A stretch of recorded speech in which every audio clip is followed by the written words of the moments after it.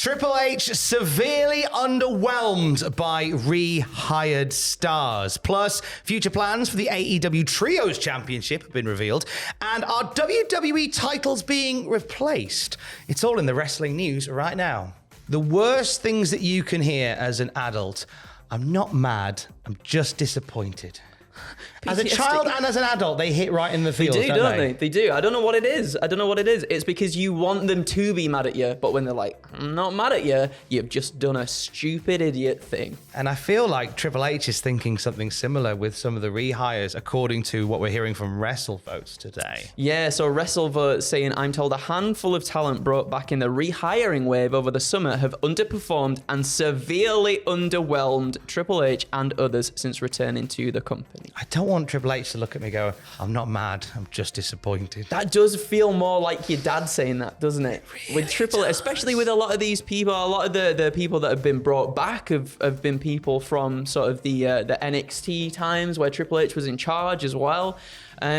So for him to feel that way, it's got to be pretty heartbreaking. I mean, we've seen names like Hit Row, Dakota Kai, Karrion Kross and Scarlett, Emma, Tegan Nox, Mia Yim, Johnny Gargano, Candice LeRae, Dexter Lumis, all brought back since the summer. No names are suggested as to who he's referring to here, but I think we can all quietly think to ourselves, there are some that have come back and absolutely hit the ground running. Yep. There are some that have kind of stalled their wheels, that spun their wheels a little bit, haven't they? Yeah, I think some have been presented opportunities and may not have capitalized fully on those opportunities. One name in specifically for me. Should we say it or not? I don't know. We'll talk, I mean, like we would talk about it. Right? Yeah, we're just editorializing. Yeah, and point, I don't mean no disrespect. I think Karrion Kross is the big one for me. Really? Yeah, just really not hitting with me at all. His presentation, great. I love it. I love his promos. I love everything like that. When he gets in the ring, I fall asleep. It's not. Yeah, it was the.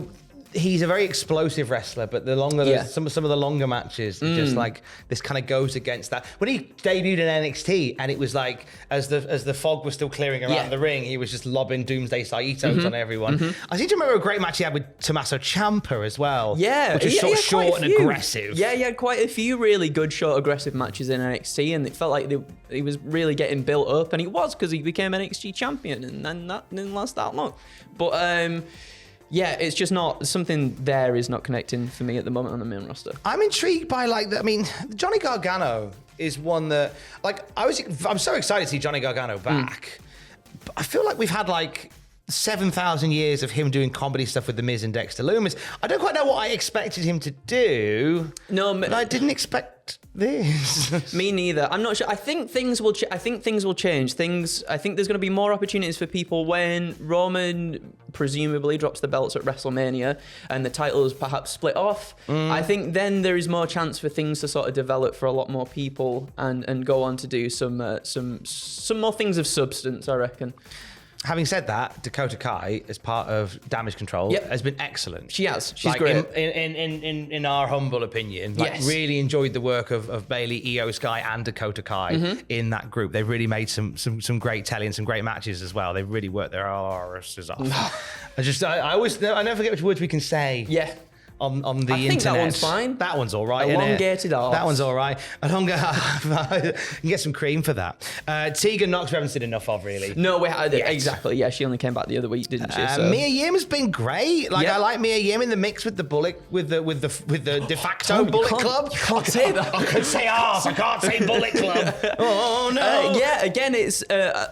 Some of these I feel like haven't really had the time to be able to sort of prove themselves and show what they can fully do on the main roster. Yeah, there's definitely a few names there that have been there for a little while longer and maybe haven't quite hit the mark just yet. Tell you who have been hitting the mark: the Elite and Death Triangle. They started a best of 7 series back at Full Gear, and there's something about when those 6 are together, everything just works. Oh, it's like a well-oiled machine. Oh, the most well-oiled of machines. And in terms of the future plans for the Trios Championship, of course, this best of 7 is the future plan, but they've mapped out how that's going to look into the new year. So we know that next week, Death Triangle and the Elite are having a 6-man no disqualification match. So we're adding stipulations from here on in. It's because of that bloody hammer.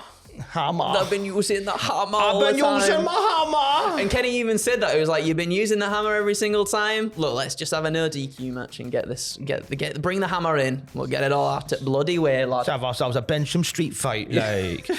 If it continues, which I'm hoping it will do, the match on the 28th of December episode of Dynamite is going to be Falls Count Anywhere. Excited Again, about that. another way for them to like really enhance and advance. If a final 7th match is required, it'll take place on January the 11th in LA, and it'll be Escalera de la Muerte. That sounds exotic. It's a trios ladder match. Oh, that'll be. Oh, that's gonna be good. It has to go to 7. It will. You can't tell us they're going to have a ladder match and not give us a ladder match. Who comes out on top though? That's the thing. We do, because we've had 7 matches of wrestling fans. Yeah, they're the fans always win. Because we get like Death Triangle and the Elite like constantly pushing it further up and further up. Yeah. It's amazing. I'm really excited for that. Hoping not long after that though, the House of Black get involved somewhere. Get the House of Black men belts. Yeah, baby. We need them back in the mix, don't we?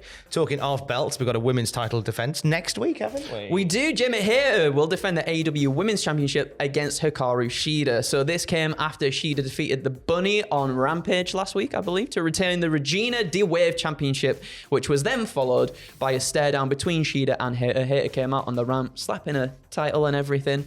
This leading to a match next week. And as you've put here, apparently if you stare someone down for 5 seconds, it initiates a match. Should we try it? Yeah. There it is. I wouldn't do that to you. I wouldn't do that to you. You would as well. I would. Miss that. I would. So yeah, I mean, Jamie Hayter and then Hikaru Shida. That'll be a nice. That'll be a nice thing. Obviously, there's bits of history, and they've had back and forth every now and then. Especially when Britt and Hikaru Shida were embroiled in a little thing together. They still have an ongoing just animosity, don't they? Ongoing animosity all the time. So it makes sense, and I'm looking forward to it. I think it'll be a great match. Cheeky update on Ring of Honor TV for the Fightful Select say talent we have spoken to believe that ROH will be taped at Universal Studios in the future. As of now, it is an unconfirmed rumor, but it's worth chucking it out there because AEW have done some work at Universal Studios in the past. So it's a great setting. It is a bit of a historical wrestling setting. TNA was taped there for years. Yeah, it was, wasn't it? And I think you get a nice, smaller crowd with still high production values. I think that's Ring of Honor. I think you're absolutely hitting the nail on the head there. It'll look good as well, right? If they get it, because when it's in a smaller thing, obviously to test the waters a little bit first. I think for Ring of Honor, a smaller sort of crowd suits it anyway. And also, I think it makes it look better on TV if it's full of people, doesn't it? Like it makes it look like, oh, this is something to keep our eye on now, because there's lots of people. It looks like there's lots of people there. There is quite a few people there, obviously. Yeah. So yeah, I think this is a perfect pairing for Ring of Honor. Like a Malbec and a mascarpone cheese. I think they're good pairings. I don't know. My wife-to-be will tell me if I've got that wrong. Nice. It's definitely a Malbec and a certain cheese. I think it's mascarpone, but I could be wrong.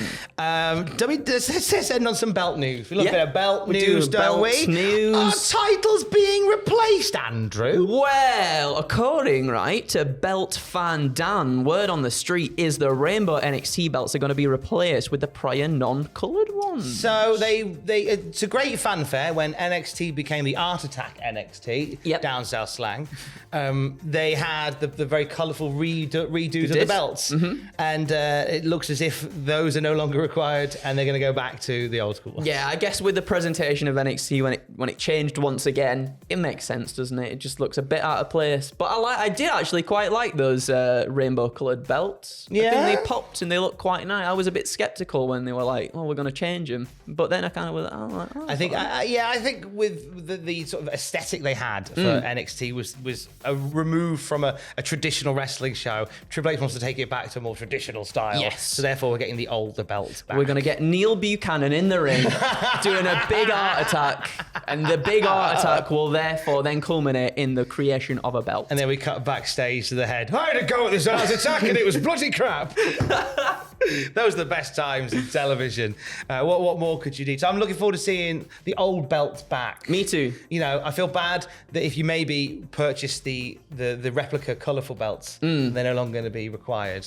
You know, you'll have to look for other merch to buy, like cultaholicshop.com merch. How about a couple of Barrys all up your jumper? Look at these boys. 100 Barrys in boxes over there and on the table here. All the Barrys need a home. These are homeless Barrys.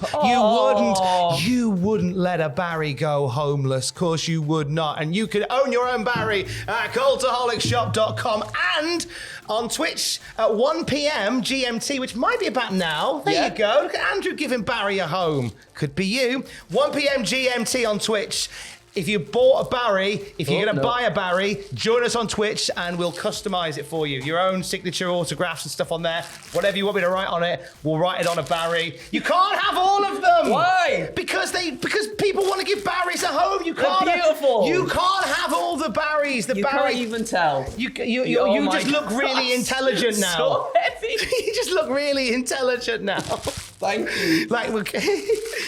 You don't stop Megamind from stealing all the Barrys. Cultaholicshop.com to buy your own. Give a Barry a home and join us at twitch.tv/cultaholic 1 p.m. GMT and we'll autograph and customize them. And for more wrestling news throughout the day, because that's apparently why we're here, we're at cultaholic.com. Keys. Love you, bye. Be free! Barry!